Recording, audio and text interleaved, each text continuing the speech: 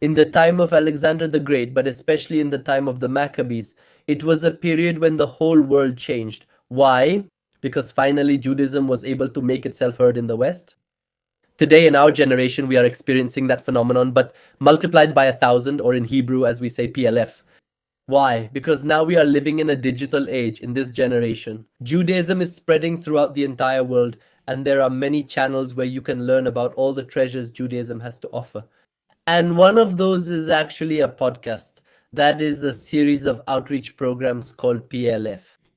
And here we have the director of this podcast called PLF. Welcome, Uriel Romano. It's great to have you here. Thank you, Jacob, for the invitation. It's a pleasure and an honor. I usually give the biography of the guests, but for those who know your podcast, PLF, or are going to check out your podcast, which I'll leave here in the description of this video, which is the PLF podcast, so you can find it, I'd like you to tell us about it. Who is Uriel Romano? Uriel Romano, as you can hear and recognize from my accent, I'm Argentinian. I was born in 1989. I lived in Argentina almost my whole life, except for some periods here in the United States where I currently reside and other periods in Israel. At some point in my life, I decided to become a rabbi. I decided to continue this wonderful legacy of our tradition. I studied at the Latin American Rabbinical Seminary in Buenos Aires, and at the same time, the seminary required us to have an academic degree, so I studied for a master's degree in science. I have a master's degree in political science from the University of Buenos Aires. And finally, I got another master's degree at the Schechter Institute in Israel, specializing in Talmud and Midrash. And today, I am a community rabbi. Beyond the academic side, I am a community rabbi. I worked in a community in New York. I worked for several years in Nordelta on the outskirts of Buenos Aires, and now I am in South Florida working as a rabbi. I am married, I have 3 children, and I enjoy sharing Judaism. I have this podcast called PLF, which is called PLF. Interestingly, the first time we did it through Facebook Live, and in just a few hours, we instantly had about 1,030 views. We had just launched it when Zoom didn't really exist yet, YouTube even less so. Facebook Live was what was trending. And my colleague and I decided back then to call it PLF times 1,000 because it was a study pair shared with many others. This idea of studying in pairs, but we set up a camera and share it with everyone who wants to listen to us. Besides this podcast, I have another Daf Yomi podcast in Spanish. I'm on the first one. I started with the blog. I ran a blog for 7 years about Daf Yomi. And then when blogs were no longer very popular and podcasts started to become popular, I have a Daf Yomi podcast in Spanish where I try to highlight some gems from the Talmud between 5 and 7 minutes. I dedicate my free time when I can to writing. I wrote a book called The Women of the Talmud and several articles and translations about Jewish law and Midrash. It's something I'm passionate about. Well, I love that it covers all aspects, from the Jewish to the academic. I'd like to ask you something that sometimes is hard for people to process. Historically, in Judaism, we've found ourselves needing to be closed off. The truth is, no, we've never really tried to spread Judaism outside the community. I have a more universal approach to Judaism. I believe there are a lot of messages for the nations, but my question for you is, what drives you to continue PLF, knowing that many people who watch the podcast in the end are not Jewish? So a lot of this jargon, many of these terms, the experiences that are discussed on your podcast often have a very Jewish tone, and yet you reach an audience that is not Jewish. Do you see any contradiction in this? What brings you to this? Yeah. No, look, I think the internet changed the paradigm, right? At one point, at the end of the 15th century, it was printed books that changed the paradigm.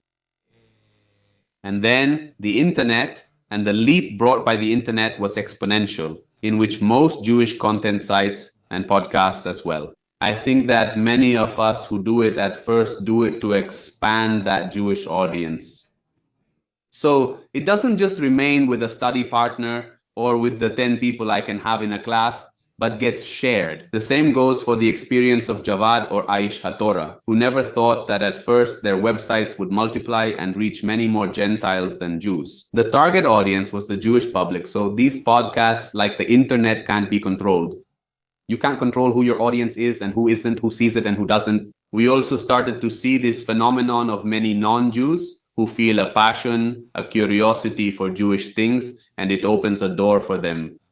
I don't have a proselytizing agenda, not at all, nor am I necessarily looking for that audience, but I welcome them with open arms, and I think it's interesting.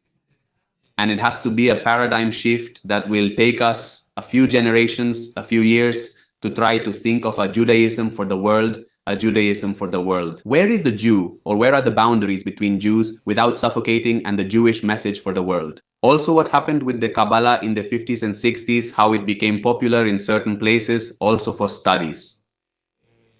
But with a non-proselytizing idea, because you mentioned the Maccabees before, maybe the Maccabean period was the last historical period when there was Jewish proselytism 2,100 years ago and expansionism among the Jews.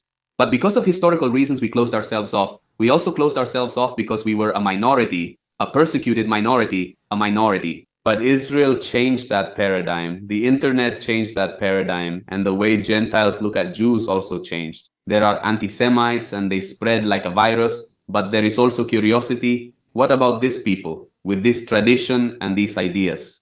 And well, so we will also have to find new categories which also existed 2000 years ago that stopped being used and need to come back. I think that the categories of Jew and Gentile or Goy, without any derogatory meaning, as two categories are insufficient for today. I think the gray area will keep growing. Yes, no, I feel something quite similar. It's just that in this era, there's a huge thirst to hear what we have to say. With what you just mentioned, I'd like to pick up from here. This is more of a personal question. It's like very few people experience what you feel on social media, that, as you mentioned, there are many people with very intense Judeophobia. And when you talk about Judaism on social media, you end up exposing yourself to all kinds of criticism, haters, whatever. How do you deal with this? This is more of a question for me. As they say on social media, haters are going to hate. Haters are going to hate. And there are a lot of people who say, well, don't expose certain topics or certain Jewish themes on social media because it leads to misinformation or it leads to anti-Semitism or a reinterpretation, because you can also make mistakes on a podcast, misquote a source, or be in a hurry. It's not an academic text where you lay everything out in full, but I think the information is out there. It's in the world, and those who hate are going to hate whether we publish or not. But there will also be people with different levels of knowledge or interest who are going to discover a different world, right? Me, and especially when I do PLF, for me, it changed my life. And you know it too, right? There's also a lot of prejudice from the Orthodox Jewish world, Haredi in all its forms, towards non-Orthodox Judaism, and I represent that non-Orthodox Judaism. I don't subscribe to Reform, Conservative, Open Orthodox, or any of that. I think those are modern categories, but clearly I'm not an Orthodox Jew. Not in practice, not in experience, not in theology, not in my understanding of the Torah, the law, or the mitzvot, the commandments. I may share some things.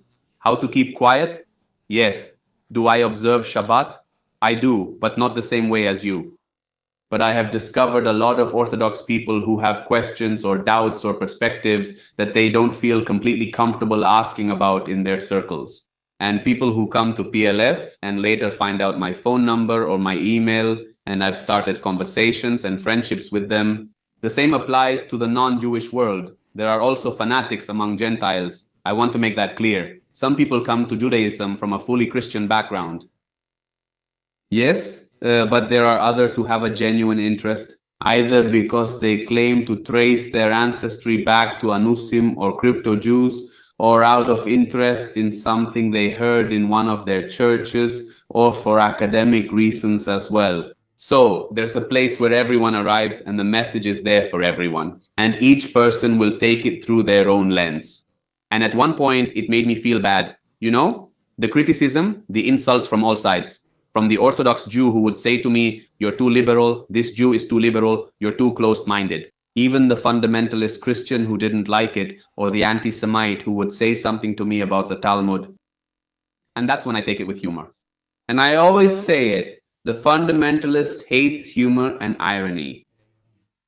And I really enjoy working with that. So I don't think what you're saying is very accurate. I also see that in the end, the true ideas are the ones that remain. No matter how much you fight, no matter how much you try, in the end, history goes on. If you contributed to the truth, that's what will endure. And so history unfolds on its own. Like you said, all these categories will change until something new is achieved. But something you mentioned is that sometimes there are people who criticize the accuracy with which things are discussed on the podcast. It's interesting you say that since your podcast features high level guests, including those here now. You all know that on this page on Jewish philosophy, we invite people from the academic world, rabbis from everywhere. Yes, Jews and non Jews. When I look for a guest to discuss Israel related topics, I often find in their biography and work that they've already been interviewed on PLF. And from PLF, I kind of take what's already there, the research already done. So I find that very interesting. The quality of your podcast is actually quite good in that regard. And I'd like to ask you a question then. Given that we actually have so much impact, do you think that impact can be seen? Many times what I talk about here is that there are people who watching us on that little screen on a phone or computer and they see a person talking. But when there are many people, maybe there's an impact, but we can't always measure it. Do you think it's possible to measure it? Or have you come across this and someone tells you, hey, you changed my life. Hey, does this at least happen on your podcast? Yes, it's one of the most beautiful experiences you can have. No, I think wise people talk about this. Hannah Arendt, many philosophers talk about this. The idea of the power of words, right? That you know where they start, but not where they end. And something I decided to dedicate my life to is telling stories, right? Jonathan Sacks, the great rabbi of England, may his memory be blessed, used to say that above all, Jews are storytellers. But Rabbi Nachman of Breslov also said that we tell stories, but he doesn't tell stories to put us to sleep, but to awaken spirits, awaken ideas, and so on. And I like to tell stories. And the impact they have, sometimes we are aware of it because people tell you, right? And what it does is bring these connections down to earth. Just like Twitter or X, you can be talking to presidents, CEOs of companies, and other things that no one could have ever imagined in their life. And it happened to me. With congressmen, with big business people, even with prime ministers who, why would they answer me? I'm nobody, right? Like Abraham said, what are we? Afar va'efer. We are dust, we are ashes, we are nothing. But today, it's the same on the internet. People still have this curiosity. And many people are far from central Jewish communities, and maybe from synagogues, or maybe because of their present situation, their place. They wouldn't find their place in a synagogue, but we built this virtually. And you don't know the limit of how far this goes. You don't know. And in some things, we're only aware of it because people tell us, and there are people who tell me stories from people who finally decide to convert to Judaism. Or some people say, after hearing your podcast, I chose not to convert to Judaism, but to be a Philosemite within my Christian tradition, which I also celebrate. Or Orthodox people who realize that their place is not in Orthodoxy. Or Jewish people from more secular backgrounds who had never heard of the Talmud, who start following Daphne and begin to learn. If I skip a day of posting, they say, Uri, I miss it. And they pushed me to get back to it. I ended up meeting people I met through social media and so on, friends. And I come across the Orthodox world, which again, I repeat it here and I want to emphasize it. Outside of the world of social media or the internet, it's harder to find due to ongoing tensions and prejudices within the Jewish world. Yes, there are people who move to another country because of the podcast. Well, let's see, it's never for just one particular reason, right? But yes, some people did move to another country to continue either their conversion or their Jewish academic studies, or to become a rabbi. Impressive. Remember, never think too highly of yourself. Stay humble. There's more to it than that. It's always a bigger process. But let me tell you about someone who changed my life. I met this person during my last trip to Buenos Aires. He told me he was from Argentina, from the greater Buenos Aires area, from an upper crust Christian, Catholic, Apostolic, Roman family, that at one point he discovers that his family, his grandfather was a Holocaust survivor and hid it his whole life. And did he start to discover that? And he discovered one of the interviews I do on the podcast with an author who researches the Shoah and the Holocaust and is an expert in Yiddish. And that he contacted her and she translated a letter his grandfather had left in a book, and that led to a book being produced, and it went back and forth to finding the cemetery where his great-grandparents and others were buried. Real. And those stories are crazy. Wow. There are several like that, right? Especially those ones. I'm passionate about them. The ones about people whose Judaism was historically hidden. And through these social networks where we are a part but not the whole, we help in some way to reveal a bit of that and bring it back to light in different ways. It could be. This is a clear example of the question you're asking. It's quite unusual. It's not something you come across every day. Learning about crazy teeth, for example. Yes, I also feel that the impact on social media is big, but like you said, we'll never know the whole, how do you say it, puzzle. The puzzle that's being put together alongside these, let's say, efforts we make to show anything, it's all of this.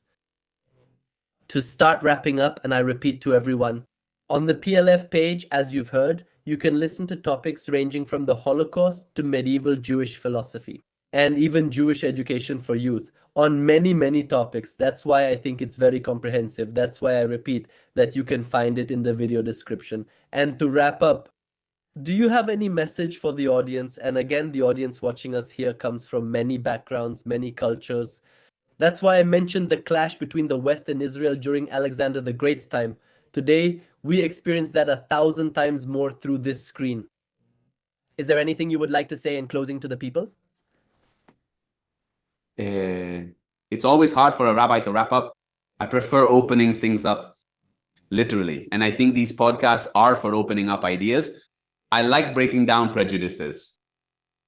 I like to put a new spin on ideas and stories, the way we usually hear them, to open windows to topics, information, authors, and lesser-known books, to be a bit controversial. I think that being controversial is also something about Jews, and about presenting interpretations that maybe you wouldn't have imagined about such redundant topics. One of the pillars of Judaism that we've been living for at least 2,000 years has to have, it's a phrase, Talmud Torah kineged kulam. The study of the Torah, the study of the law, the study in general. It is equivalent to the fulfillment of all the other commandments. Judaism made study a religious commandment. This was a universal revolution. It was 1,900 years ago. Years. To this day, we continue it. So don't take what you say on a podcast, or what I say, or what some of our guests say on a podcast as the truth. The Talmud says that truth is the seal of God. I do affirm that there is a truth. The truth is in the heavens. Here we only have reflections of the truth. Let's fight against totalitarianism. Let's fight against fanaticism. Let's fight against fundamentalism. Let's be humble as we study, research, comment on, and interpret our traditions. Let's share them. But without assuming that we start from an absolute truth. I think that's part of our Jewish tradition. And those are the books you have behind you and the books I have behind me. And this is one of the differences. For those who don't know, let's teach something. Normally, the books that Yaakov has behind him are called Sephorim, literally books. But it's a Yiddish-sounding word for books and holy books. And usually, they are more black and gold, with fewer colors. And look, here in my library, I have many Sephorim, I have those holy books, but I also have books of many colors, from many authors, and I think that's what's beautiful. The translation between cultures. When Judaism meets the Greek world, and when the Greek world meets the Jewish world. Because notice something, Yaakov, about the way you set it up in the introduction. They are two different words. And it can be a cultural clash that never comes together. They can be two parallel tracks that never cross paths, or it can be a wonderful encounter. The Jews of Alexandria decided to translate the Torah, the Bible, into Greek because of this encounter. But we Jews never translated the Greek myths of Zeus or the Iliad or the Odyssey into Judaism. There is an encounter, but it was not the same. Maybe we lost something and we can recover it. So I think that when the encounter is mutual and genuine, there is something that both of us can learn. But without losing sight of what I see as fundamental to this idea of translation. The sages in the Talmud tell us that the day the Torah was translated into Greek was a day of mourning. How can that be? These are two parallel truths, and there's something about translation that makes you lose the essence of something. And all of us who are passionate about Hebrew know that Hebrew has an essence, and there's a risk in translation. There's a risk of misinterpretation in not having the keys to the text and the chest that holds it, as we had it for thousands of years in Judaism. And at one point, the Talmud became that chest because the Christians already had the Bible translated into all languages. And the Talmud became that key. Now the Talmud is also already translated. So there is an opportunity in all these podcasts. And there's a risk as well. I think the possibility, it outweighs the risk. But you should never forget about that risk. That's why, as Pirkei Avot teaches, a book of rabbinic proverbs from about 1,800 years ago, it says, "Chamim eziru b'divreihem." The wise must be careful with their words, and you have to be careful and precise. Misinterpretation by people who come from a bad place will exist, but we have to do our part and be humble in the way we present it, in the way we say it, and let each person build their Jewish knowledge from the spaces we create. I appreciate this message. Let the audience take it with them. A similar slogan I repeat in many videos, and it points in that direction. Thank you all very much for taking part and being here. We send you our warm regards and all the best.